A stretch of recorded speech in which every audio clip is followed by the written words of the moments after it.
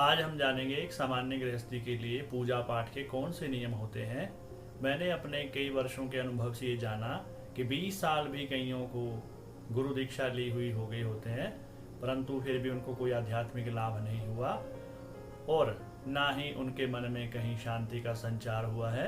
तो हम आज जानेंगे कौन कौन सी वो गलतियां की जाती हैं जिससे ना आध्यात्मिक लाभ होता है, ना आर्थिक लाभ होता है, ना सामाजिक लाभ होता है।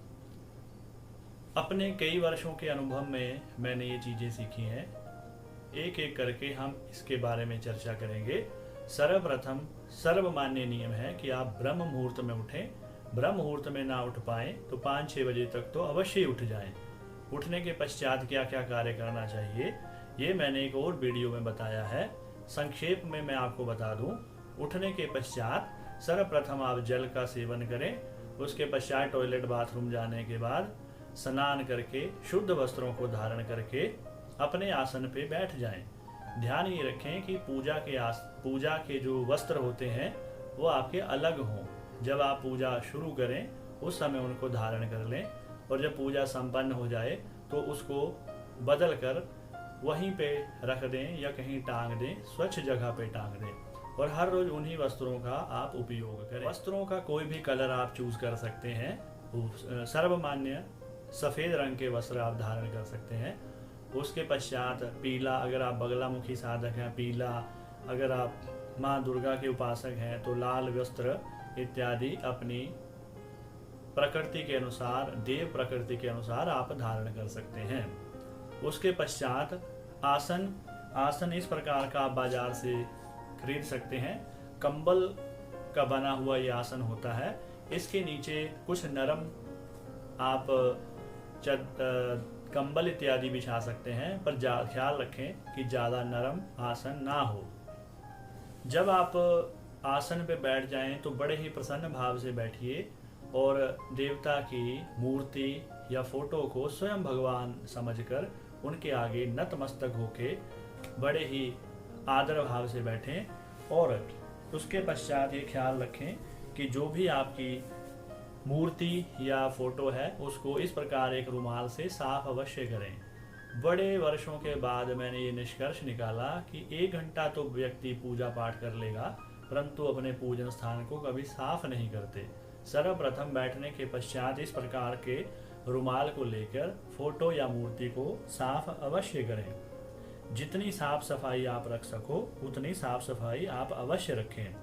उसके पश्चात अपनी माला या गोमुखी इस प्रकार का एक थैली के समान होती है, तो इसको पूर्णतः साफ सुथरा रखें और स्वच्छ जगह पे रखें। ध्यान रखें कि हफ्ते में एक बार या कम से कम मास में एक बार अपने वस्त्रों को जरूर धोएं, अपनी गोमुखी को जरूर धोएं और अपने आसन इत्यादि को अवश्य धोएं। वस्त्रों में आप एक चीज कर सकते हैं, कुर्ता पजामा सिलवा सकते हैं या धोती कुर्ता पहन सकते हैं। अपनी सुविधा अनुसार कोई भी स्वच्छ वस्त्र आप धारण कर सकते हैं।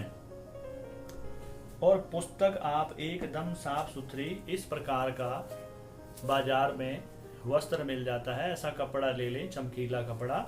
और ध्यान रखें पुस्तकों को इस प्रकार से बाइंड अवश्य करवाएं। साफ सुथरी आपकी पुस्तक होनी चाहिए। अगर इस प्रकार के गत्ते वाली पुस्तक है तो उसको पतला प्लास्टिक का एक रैपर आता है, उससे रैप जरूर करें ताकि आपकी पुस्तक एकदम नई जैसी लगे। ध्यान रखें जब भी आप जोत या धूप इत्यादि जलाएं तो उससे जो हाथ गंदा हुआ होता है या घी वगैरह लगा हुआ होता है उसको रुमाल से या टिश्यू पेपर से साफ करके जब ये साफ हो जाए तभी आप पन्नों को पलटें और पूरे प्रेम श्रद्धा भक्ति पूर्वक इस प्रकार से वस्त्र में लपेट कर पुस्तक रखें। पुस्तक कुर्सी का प्रयोग करें। पुस्तक कुर्सी इस प्रकार से रखें कि आपको गर्दन ज्यादा ना झुकानी पड़े। आप कम से कम गर्दन इस प्रकार से आराम की मुद्रा में रखें। उसके पश्चात कोशिश करें कि पाठ करते हुए गर्दन को इधर उधर ना घुमाएं, आंखें अप डाउन ना करें। कोई आए चाहे ना आए उसकी तरफ ना देखें। कईयों को आदत होती है कि माला जब हाथ में होती है तो कोई आ रहा है तो उसको पूरी तरह से देखेंगे, कौन आ रहा है, कोई जा रहा है उसको देखेंगे, कोई टीवी में प्रोग्राम लगा है तो माला जपते हुए टीवी की तरफ जरूर देखें। इस प्रकार की गलतियां ना करें। इस प्रकार का समय चूज करें कि जब कोई दूध वाला ना आए, कोई अखबार वाला ना आए, कोई रिश्तेदार इत्यादि ना आए। इसीलिए सवेरे जल्दी उठने की महिमा है। सुबह जल्दी उठकर पूजा पाठ इत्यादि आप करें। उसके पश्चात मुख किस दिशा में रखना है, पूर्व या उत्तर की तरफ मुख करके आप साधना करेंगे तो आपको अवश्य ही भगवान की कृपा का एहसास होगा। और जब आप बैठ जाएं, आचमन जरूर करें। आचमन के लिए क्या विधि है, ज़्यादा डिटेल में ना जाएं। सामान्य गृहस्थियों के लिए कोई बहुत जरूरी कठिन नियम नहीं है। चम्मच में 3 बार जल लेकर उसको पी लें, उसके पश्चात हाथ धो लें। आपको इसका कोई मंत्र नहीं भी आता है तब भी कोई बात नहीं। ले आचमन करने के पश्चात आप तिलक अवश्य करें। तिलक आप किसी भी चीज का कर सकते हैं। सबसे उत्तम जो चीजें हैं वो है कुमकुम, हल्दी, गोपी चंदन इत्यादि। और चंदन भी कोई अलग प्रकार से लगाने की आवश्यकता नहीं है। सिंपल बिंदी की तरह या लंबा तिलक आप कर सकते हैं। उसके पश्चात अगर आपने शिखा रखी है तो शिखा को गांठ अवश्य लगाएं। शिखा नहीं है तो कोई बात नहीं। इस प्रकार की कुशा की पवित्री आप अगर धारण करना चाहें तो रिंग फिंगर में आप इस प्रकार से धारण कर सकते हैं। इस प्रकार की कुशा की पवित्री आप अपने पंडित जी से या मंदिर में किसी भी पुजारी से आप बनवा के ले लीजिए। जब आप बैठ जाएं, मन को शांत करें। शांत करने के पश्चात सर्वप्रथम आप घी का, शुद्ध घी का दीपक जलाएं। मैंने अपने अनुभव में ये देखा है कि व्यक्ति जब पूजा पाठ की सामग्री लेने जाते हैं तो हल्की प्रकार की सामग्री लेते हैं। ऐसा ना करें, कोशिश करें अच्छी कंपनी का अच्छा घी आप प्रयोग करें। और उसके पश्चात मैं आपको ये नहीं कहता कि आप धूप जलाएं, क्योंकि धूप में कई प्रकार के केमिकल होते हैं। वो केमिकल कईयों को एलर्जी करते हैं। धूप जलाना है तो जला लीजिए, नहीं जलाना है तो आप दीपक तो अवश्य ही लगाएं। अगर आपको ज्यादा मंत्र नहीं आते हैं तो आप भगवान का आवाहन करते हुए भगवान को हाथ जोड़कर प्रार्थना करें कि हे प्रभु, मैं आपका आवाहन करता हूँ। हे प्रभु, मैं आपको पुष्प अर्पित करता हूँ। हे प्रभु, मैं आपको फल अर्पित करता हूँ। हे प्रभु, मैं आपको नैवेद्य अर्पित करता हूँ। मेरे से नैवेद्य को स्वीकार करिए। अगर आप ज़्यादा मंत्र जानना चाहें तो उसकी विधि हम आगे के वीडियोस में बताएंगे। उसके पश्चात आप संकल्प अवश्य लें। संकल्प लेने के लिए हाथ में या चम्मच में जल लेकर अपना नाम, अपना गोत्र बोलिए। उसके पश्चात उस पाठ का नाम लीजिए कि आप गुरु मंत्र जप कर रहे हैं या किसी स्तोत्र का पाठ कर रहे हैं, चालीसा का पाठ कर रहे हैं। और संकल्प लीजिए कि हे प्रभु, मैं इस कार्य की सिद्धि हेतु आपकी ये पूजा, ये पाठ कर रहा हूँ। अगर आप निष्काम करना चाहें तो बोले कि हे प्रभु, मैं आपकी प्रसन्नता के लिए निष्काम रूप से यह पाठ कर रहा हूँ। और उस जल को आप किसी भी कटोरी में डाल दीजिए। पूजन समाप्त होने के बाद उस कटोरी का जल किसी भी फलदार वृक्ष में डाल दीजिए, चाहे क्यारी में डाल दीजिए, चाहे गमले में डाल दीजिए। ये करने के पश्चात मन को शांत करने के लिए सर्वप्रथम प्राणायाम का 3 राउंड करें। अनुलोम विलोम प्राणायाम सर्व सुलभ और आसान प्राणायाम है, उसको जरूर करें। अनुलोम विलोम की ज़्यादा जानकारी आप दूसरे वीडियो में देख सकते हैं, परंतु सर्व सामान्य नियम है कि आंखें बंद कर लें, बाएं नाक से सांस लीजिए और डीप सांस लेना है इस प्रकार से, और राइट की तरफ से उसको छोड़ना है इस प्रकार से।